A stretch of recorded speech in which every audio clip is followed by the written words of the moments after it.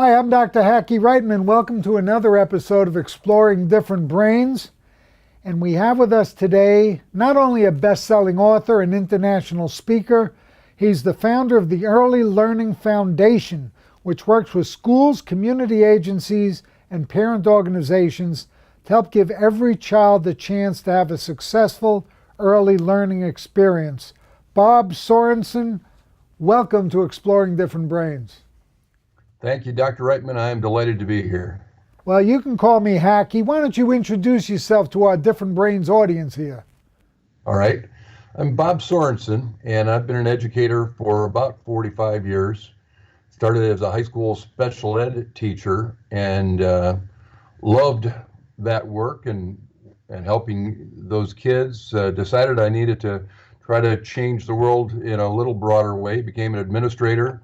Started to focus on early learning success and noticed that we could be very successful if we intervene very early in the life of a child rather than waiting for problems to grow large. And we were able to avoid putting a large number of kids into special ed by giving them the help they needed early on. In fact, we reduced our special ed rates to about 5% when our state rates were at about 14%.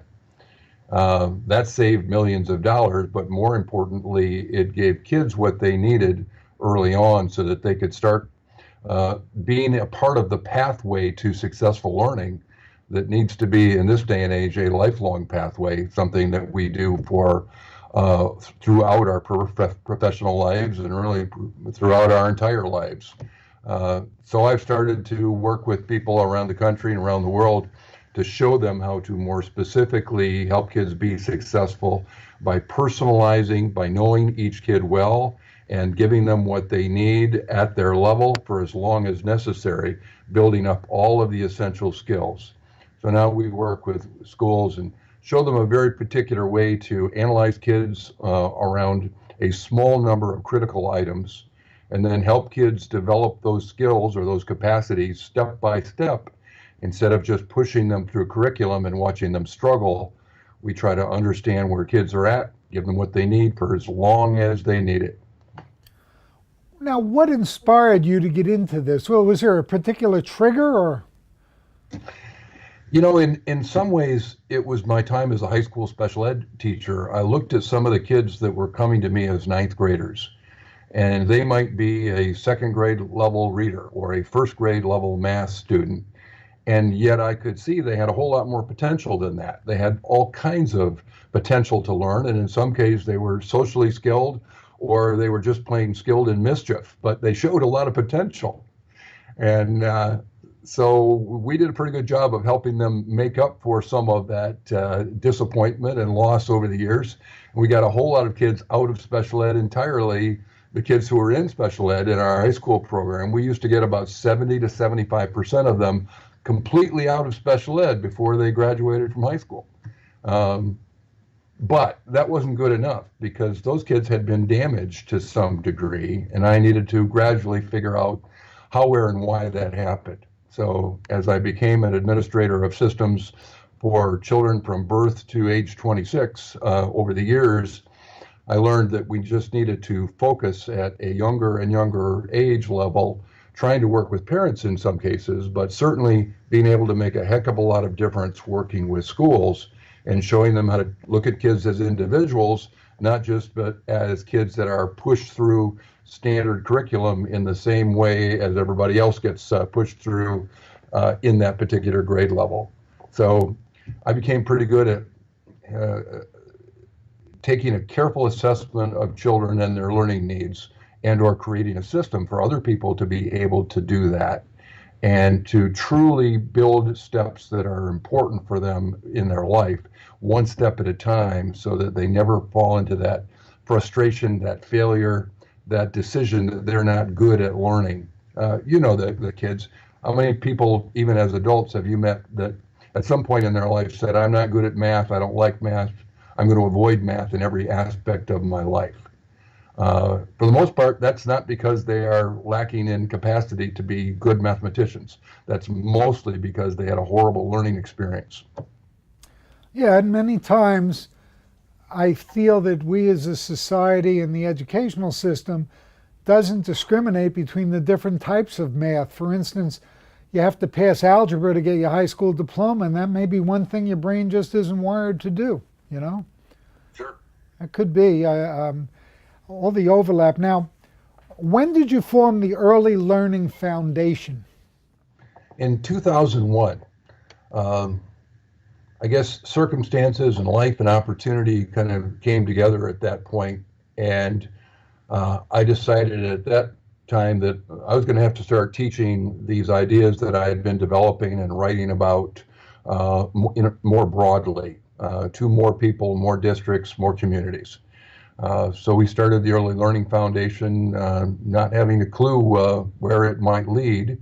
And now I've worked in 48 states, and I've worked in a few other nations, and it's a pretty interesting world out there, but there's still a lot of work to do.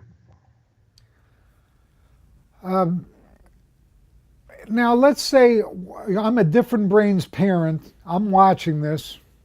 My kid's in public school and falls into some of these categories, and they're not being taught the way you're talking about.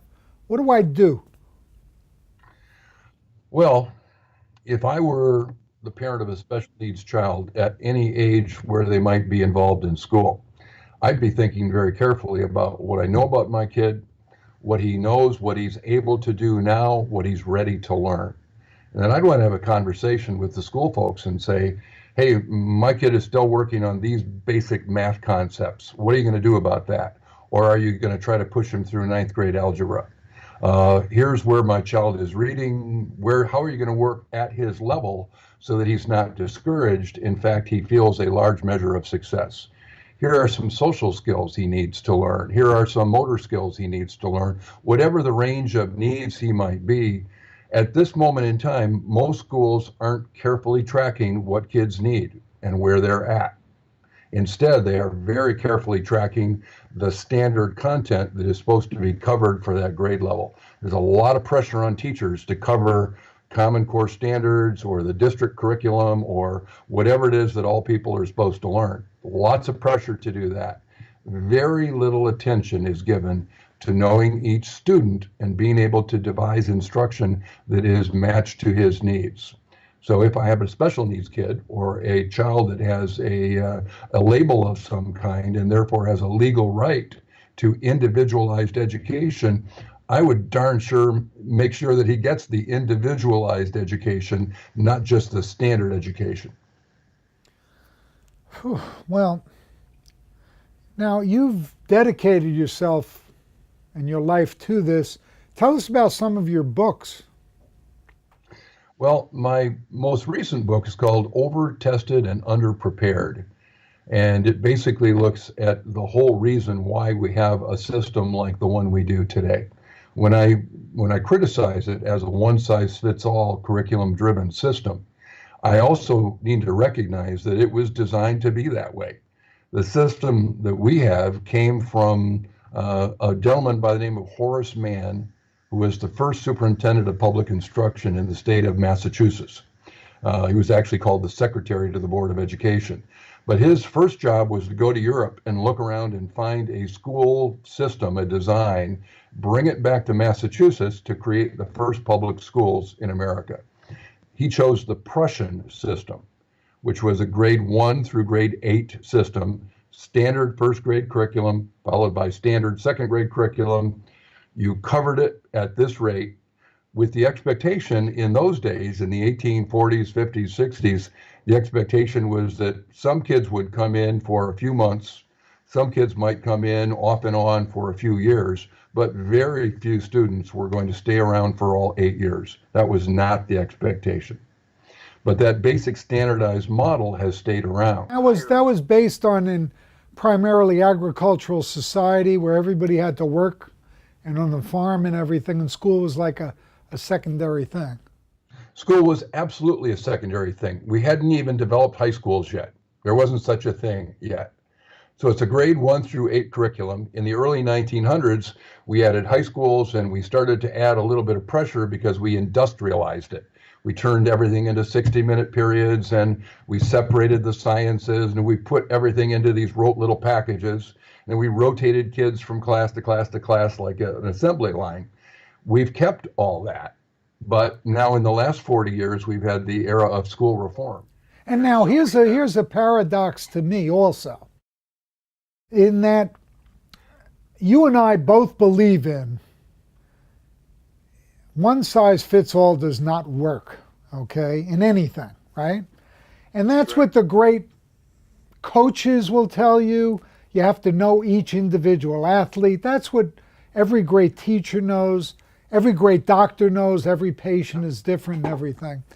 And the paradox to me nowadays is that the only place, well, I shouldn't say the only, one of the institutions where you do get that individualized attention and work on your computer at your speed with a teacher talking to you is in the old-fashioned one-room schoolhouses in some rural areas where the teacher knows each of the 12 students who come from the different areas and works with them at their own level, their own place, all in the same class.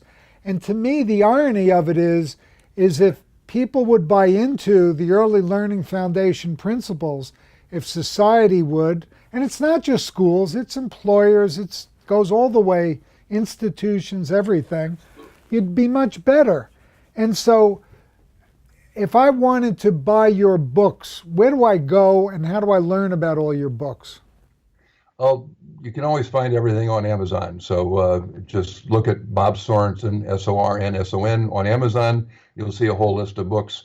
You can also get the access to the books or the list of books on my website. But you can also pick up a whole lot of other free articles and information and videos and other materials that support all of these ideas. And that's earlylearningfoundation.com. Okay.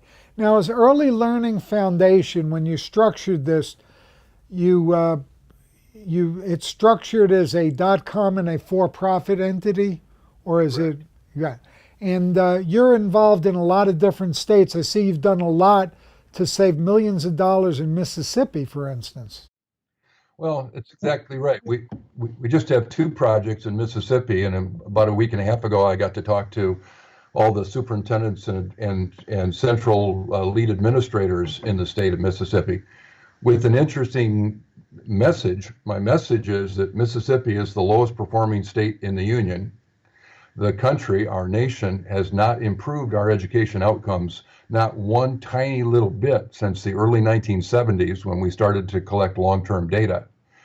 All this pressure, all this one size fits all the standardized assessment, all the evaluation of teachers, all of the pressure to push kids through curriculum is not improving our outcomes one tiny little bit. So you can put all your work and effort into tweaking that system and it just probably isn't going to pay off at all. Or you could start to make very small changes that would allow you to personalize instruction. And guess what? It's starting to happen around the country. There are places around the country that are making strong moves in this direction. And 2, just to note, the states of New Hampshire and Maine, New Hampshire did this back in 2010, now require competencies for high school graduation, not just courses and credits. You have to actually show that you have certain competencies and you've been able to prove and show that you have this skill, you have this knowledge, and you know how to use it at a certain level of proficiency. That's when you graduate. And in the case of New Hampshire, they've been doing this now for a few years. They have much reduced their dropout rate, and they have now become either the number 1 or the number 2 state in the nation in reading or math. This past year, 2016, they were number 1 in reading and number 2 in math, and they've been able to manage this transformation in a relatively small number of years. We're talking with Bob Sornson, Early Learning Foundation. Bob, thanks for making the time with us today. You know, you're, aside from a best-selling author, you're an international speaker. What have you learned going around the world? Are there any countries or particular models that have really struck your fancy? there are places all around the world that I think do a better job of just plain sitting down and having respectful conversations and working out plans together without a whole lot of acrimony and yelling, screaming, and politics. So the amount of ridiculous conversation and politics that gets foisted onto our education decision-making process is unusual, and it certainly isn't particularly helpful. So as I look around the world, I see lots of examples of progress. Canada, a close neighbor, they've made a whole lot of progress in the last 10 or 15 years and are among the top 10 nations in the world. I like particularly some of the work that they're doing with their early childhood populations. Finland is an international leader. They sort of discovered by accident back in 2000, when we first started doing the international tests, they realized that they were at that point the #1 nation in the international comparisons, and they frankly weren't exactly sure why, because they hadn't designed their system to do a lot of testing. They did, in fact, very little testing of their students, but their outcomes on the international PISA assessments were at the top and are still within the top 5 or 6 internationally. But one of the nations that I think is most interesting is Poland, a very poor country back at the dissolution of the Soviet Union, when the Soviet Union fell apart and the Eastern European countries were starting to push away from the communist bloc. They were impoverished, they were in chaos, they were a mess. But somehow a gentleman that had been a chemistry professor in one of the Polish universities was appointed to be the director of education, the minister of education. And he created a small, quiet revolution in Poland. In the middle of all this chaos, he found ways to train and hire the very best people to be teachers. He treated them professionally. He consolidated and focused the curriculum. And he took the steps in the middle of chaos to begin to make incredibly quick improvements in the system that probably would not have been possible in a quieter, more stable time. It was because there was so much fuss just trying to survive in Poland that he was able to do most of this work under the radar, and Poland is now a top 10 nation in the world in terms of its learning outcomes. Pretty amazing story. Bob, are there any other topics we haven't covered that you would like to cover? Absolutely. Things near and dear to my heart are anything that helps kids get on the track to be successful. And we know that for the most part, kids need to experience success in their early years, or else they'll start to disengage and think they're not good learners, and essentially identify themselves as not good at reading, not good at math, not good at school, not good at learning. And when kids make that identification, it's hard to change that status. So I like to do everything possible to get kids off to a healthy, successful start in the first 8 years of life. So birth through 3rd grade, those are the key times for me. So academic learning issues are one thing. We can talk about math and the progression of skills that are important for math. In the early grades, there are 29 skills between preschool and 3rd grade, and those are the ones I want kids to learn really, really, really well, giving them all the time and help they need to support that. But there are other parts of the developing child that I think we aren't paying very much attention to as a society, but absolutely, definitely in our schools. So I'll just mention a couple of those. One is in the area of self-regulation, self-management, social emotional development. A lot of kids are coming to school with negative attitudes towards authority. They're not good at calming themselves down, focusing, persisting, delaying gratification, managing themselves so that they can be listening and quiet at the right time, excited and noisy at the right time. This is called self-regulation or self-management. It doesn't happen by accident. It happens in good homes and in good schools and classrooms. And we're needing to focus a whole lot more because the level of self-regulation and self-management kids are bringing with them to school has become more and more of a problem. So dealing with that both in families and in schools is an important part of my work. Another piece is taking a look at the sensory motor, sensory neural, sensory integrative skills of kids. These are, do you have a strong core? Do you have good hand strength? Do you know where your body is in space? Do you have good balance, both moving balance and static balance? Can you cross midline? Do you have a general sense of agility? Because basic motor skills like throwing and catching and balancing and crossing midline are related to neurologic development. And if kids are poorly developed motorically, if they get very little exercise, if they have a poor sense of where their body is in space, if they can't use their hands and their eyes together, they're going to be less successful in school. And we are seeing an incredibly larger number of kids come to school with poorly developed motor and sensory motor skills. So dealing with the behavioral and self-regulatory development, motor skill development, as well as academic and language development are all part of the picture for me. What's the name of your website? earlylearningfoundation.com? Earlylearningfoundation.com. And there are a couple of materials there under competency. They can get some materials so that they could look and see what skills a child should have at the end of preschool, at the end of kindergarten, at the end of first grade, second grade, third grade.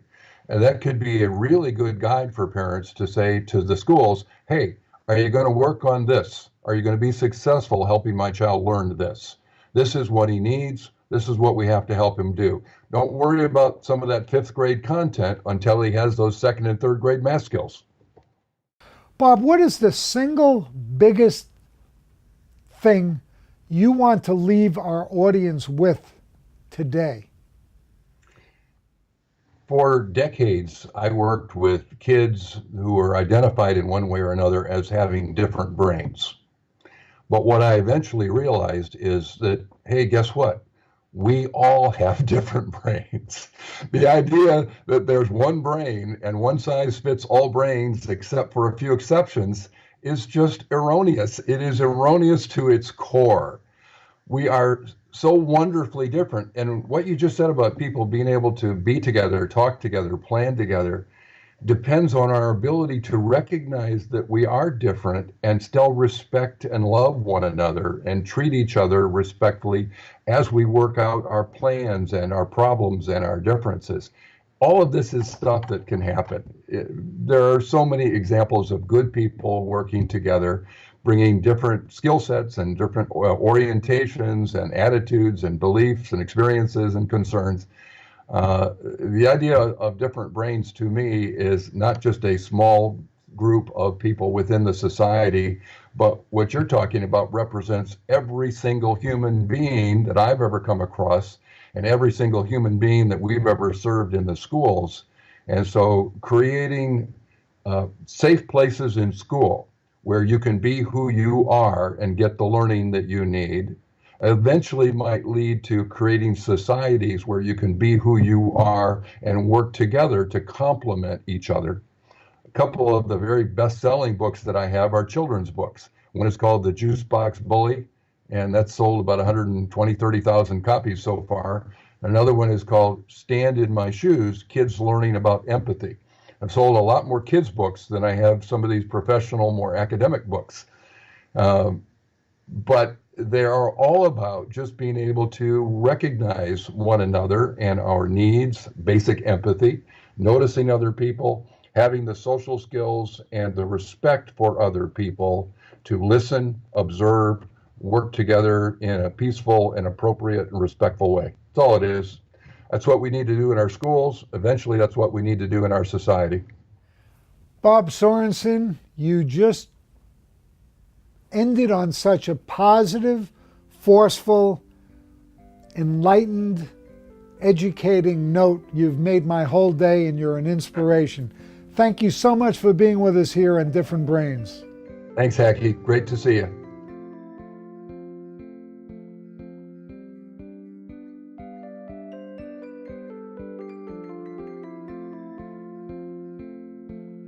Exploring Different Brains is a production of Different Brains, Inc. For more information, visit us at differentbrains.org.